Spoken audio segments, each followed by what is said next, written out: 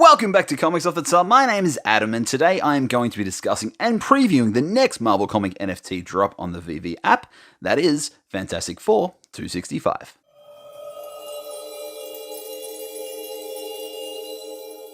Fantastic Four 265 is a comic that was released in 1984 and features a storyline from the writer, artist, and cover artist John Byrne. The comic will be dropped on Friday the 4th of March and to be released as a $6.99 blind box format as usual. This comic is going to be released in a limited run of 10,000 mints, but as usual, it will still have 5 variant covers. The common cover, which is the original art by John Byrne from the 80s, the uncommon, which is the same cover but with a grayed out background, the rare and ultra rare, which is exclusive art commissioned for the NFT Veve drop, and the ever-popular Secret Rare, which features the original art from inside the book, in this case, She-Hulk in her Fantastic Four outfit. The rare and ultra rare is a collaboration between Spanish artist Sergio Davila and Mexican artist Jesus Alberto, who often team up on work, with Sergio providing the art and Jesus doing the colours. Work they have collaborated on for Marvel includes a recent run on Captain Marvel books, which saw the Marvel family coming together to fight the evil of the universe, which is pretty appropriate considering these two have continued to work with each other outside of that book.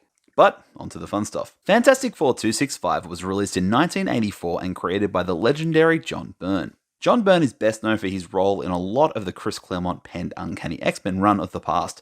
He is in the Will Eisner Hall of Fame and co-created some amazing characters including Kitty Pryde, Emma Frost, Scott Lang, aka his Ant-Man, Bishop, the Alpha Flight team, and his name has already appeared on a number of times in the various comics around the Veve app. After he's finished up his run on the art for the Uncanny X-Men with Chris Claremont, he took over pencils and scripts for Fantastic Four, which saw a huge 6-year run, with him starting in issue 232 and ending issue 295. His work on the book was considered a second golden age of the Fantastic Four after many years of fledgling sales and storylines post the golden age of Stan Lee penned work.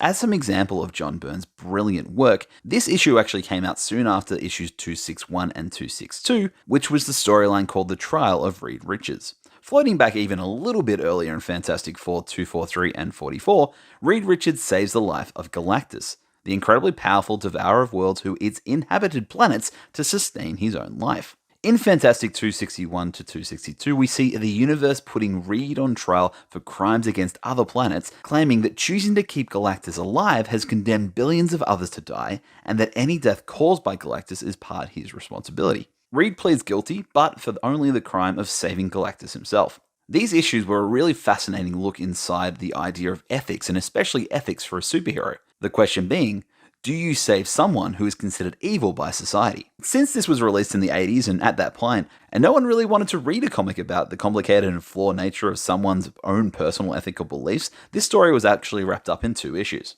However, back to the issue at hand. Veve is promoting this as an issue She-Hulk joins Fantastic Four, which is true, but it's literally just a brief moment at the end of the book, and she's needed to join because the Thing quits the team for a period of time, and I guess they need the extra muscle, and I guess also 4 members because or else they have to change their name, right? Although during this book, Sue is actually pregnant and on hiatus, so technically, there's only really Reed and the Human Torch. Coincidentally, Byrne also used that time that Ben Grimm was away from the Fantastic Four to create the big guy's first ever solo ongoing series titled The Thing in 1983 and ran for 22 issues. During Byrne's time of writing She-Hulk as the muscle for the Fantastic Four, he must have fallen in love with Jennifer Walters, as after leaving the Fantastic Four books, he created a new series with her at the helm. The Sensational SheHulk had its #1 issue in 1989 and ran until 1994.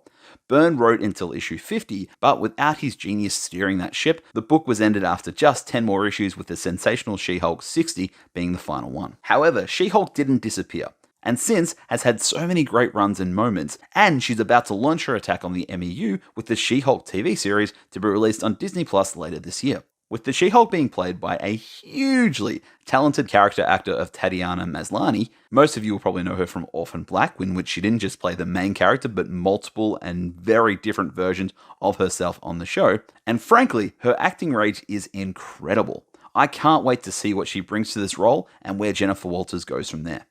But onto the big question, should you care about this book? And to answer this, you have to ask yourself a question. Do you really love the She-Hulk? Do you love classic styles Marvel writing? Or the career of the legendary John Byrne? And frankly, you should be answering yes to at least one of those questions. But even then, there is a lot of better She-Hulk books that could have been chosen to celebrate her.